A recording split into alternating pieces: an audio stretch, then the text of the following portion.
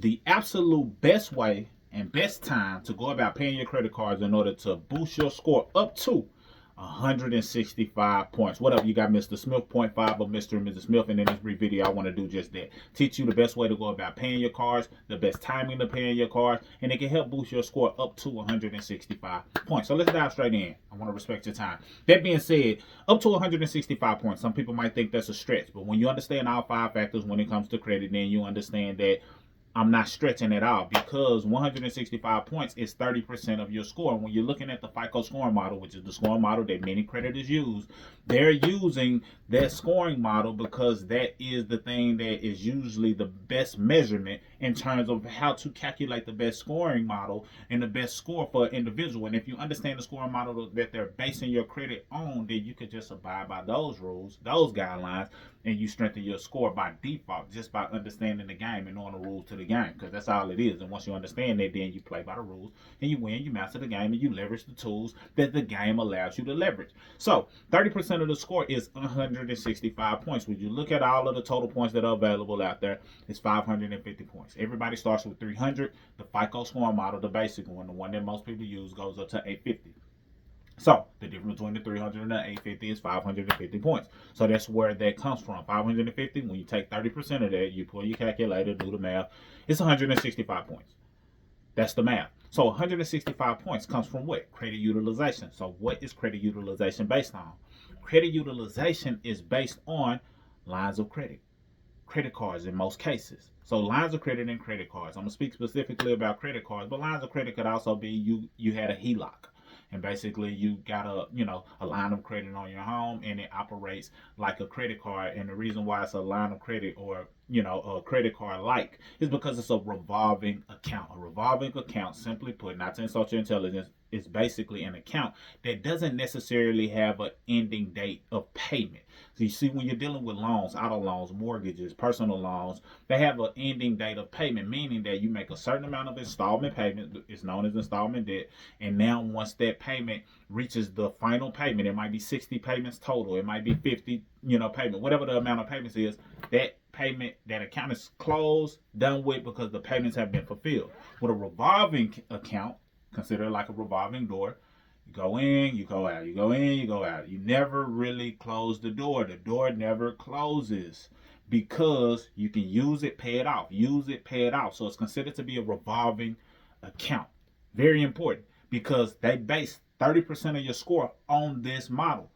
This is powerful because this puts you 100% in control. You see, when it comes to payment history, you have control over the on-time payments. But if you ever come to a place to where you have collections, charge off, which many people do, so don't look at it, look at it in any type of way. It's something you can recover from. But if you come to that place to where you've already damaged your credit, and I say this because so many people, when they talk about, they hear us talking about credit, they like, just pay your bills on time. Okay, but what if that person has already made a mistake? That's where we come in at. But when it comes to paying your bills on time, and I promise you, I'm gonna get to the best timing and all of those things. But when it comes to paying your bills on time, you got to understand that after you've made the mistake, now it's in the hands of the bureaus to determine whether or not they want to remove it off of your credit profile. Now, we teach people how to use the laws to their advantage, or we do it and use the laws to their advantage to enhance the chances of getting things deleted and removed, but it's still in their hands. When it comes to credit utilization and credit cards, and this is why it's important for you to understand this, you might have to replay this video, but when it comes to credit utilization, you are 100% in control. You're in control of your balance. You're in control of when you pay your bills. You're in control of those things, which means that you have the ability to maximize that 165 points. Now, we'll say this. If you do not have a credit card or a line of credit, then you are leaving 165 points on the table. So there's no way for you to be able to get 800 plus, or if you just take, whatever the total amount is and subtract 165, you're not going to get above that score without credit utilization. So you want to have some type of line of credit or credit utilization or credit card. Build yourself up to it. Build your discipline up to it, because some people shy away from it for that very reason. And there are a lot of different tools that help you tap into having a credit card in a safe manner that fits your discipline or lack thereof. But you want to have some type of line of credit. Now, that 165 points comes from you understanding when to pay your credit cards and how to pay your credit cards. What do I mean? So when it comes to paying your credit cards, you want to make sure that you have a low balance. Why is that important? Because sometimes when it comes to your credit cards, people think, well, I'm paying it on time. And they're basically just paying whatever the amount is that they said they would accept. And they're paying it by the due date. So you got the due date. And then you got, whatever the amount is they're willing to accept. So say you had $1,000 credit card and your credit card is maxed out. You had $999 spent on their credit card. Well, the credit card company may say they want you to pay $200 on their card. That's not going to fulfill the balance, and that's not going to basically pay it off, and it's definitely not going to get you a lower balance, meaning staying under the threshold. It's only going to knock the balance down to $800, give or take $799. But they just made money on the interest of their card, and you are still left holding the bag because it's not going to help your score as much. And that was just a rough example. What you want to do is get your balance as low as possible. Low, by my definition, is less than 10%. Really, you want to be under like 6%, to be honest. It shifts, but less than 6%. So that could be 5%. That could be 0% as well. And yes, zero can still benefit you because it saves you money on interest, and it also puts you in a position to be viewed as a person who does not need the money. So single digit percentage. So if a person has $1,000 credit card, then that basically says they want to have their balance under $60. Now, when is the best time to pay the credit card in order to make sure that it's reflecting in that way? Because I have certain people who say, yeah, I pay my bill, I pay it off by the due date. Okay, that could be perfect depending on when they report. So it's up to you to do the homework, and this is your homework. If you do not know this for yourself, do this homework and then put it in your calendar. Contact the company and say, hey, what day of the month do you report to the bureaus?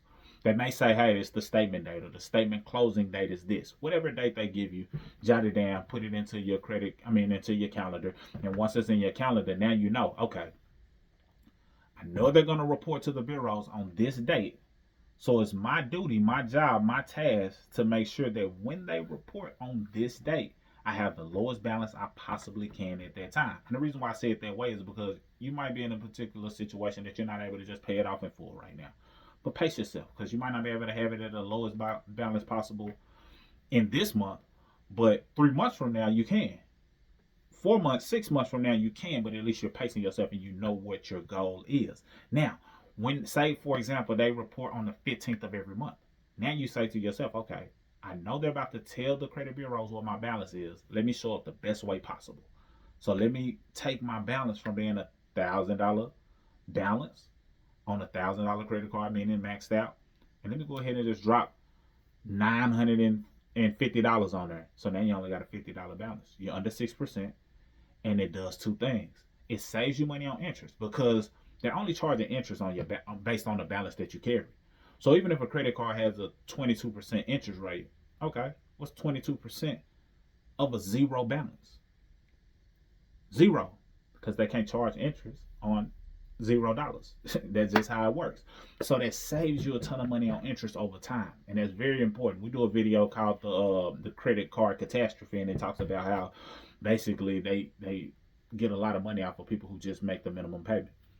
So you knowing when to pay it off saves you money on interest, number one. Number two, it helps to boost your score up to 165 points because the creditors are going to see, the credit bureaus are also going to see, you know what? I like the way she's paying that credit card down. I like the fact that she's using the card but paying it off, and she's not needing or depending on the card. You know what? She deserves up to 165 points. So now you see people boosting their score by 100 points in less than 30 days, sometimes less than 2 weeks, depending on the timing of when they report. You see people boosting their score 90 points, 120 points, up to 165 points off of that strategy alone.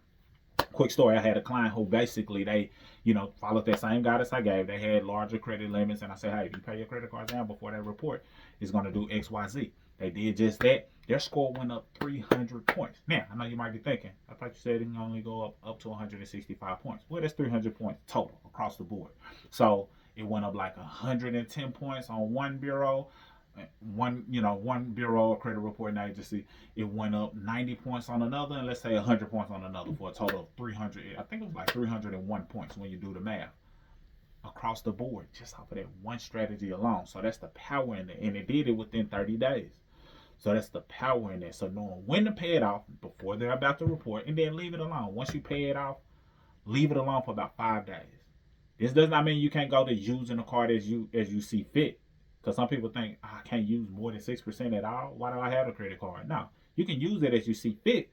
You can use 75%, 80%, but when before they report to those bureaus, you make sure that you have your balance down as low as you possibly can every single month. That's going to save you a ton on interest and save you in terms of having, it's going to help boost your score. And then, last thing, the creditors, what they'll see is they'll see, okay, he's doing an excellent job of keeping that balance down. We can trust him with more money. He's proved his trustworthiness. He's proved his credibility. She's proven that she has the ability to manage revolving credit. We can trust her with more money. So now she went from $1,000 credit limit to 2,000, 4,000, 6,000, 10,000, and we know from experience, using a card, paying it off in full, using exactly what I just said to you, them giving us higher credit limits based on our ability to make on-time payments over time and keep those balances very low. So I hope this video serves you well. Timestamp it. Replay it as much as you need to. But these are the best ways to go about paying your credit card and why, so you can boost your score up to 165 points. Mr. Smith, signing out. Salute.